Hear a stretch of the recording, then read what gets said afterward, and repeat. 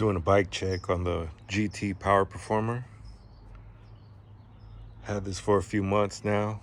Got about 90 some miles on it. So what we did was we changed out the handlebars with the GT 4-piece, 9.5 inch, 9.25. Got the GT chrome flight pads. Got the light from Amazon. Got the grips for the brakes.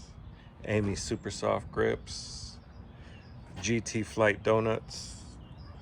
Phone mount. JBL speaker. Clip 5. There's the odometer.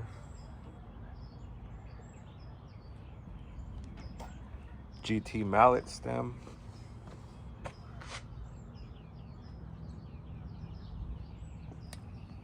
Speedster tires in black and white, 29 2.3s.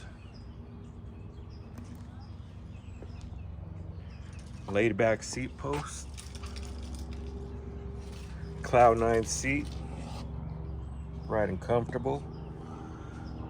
Post cereal box. License plate from the 80s. Well-go pedals, same ones that these American companies sell from China without the logos for 200 bucks. These are 40 bucks on eBay. And that's pretty much about it. It's a great bike. For an e-bike, it's perfect. The price was perfect. I got this when it was on sale. And it's taking me to a lot of places I wouldn't go on a regular bike. So yeah,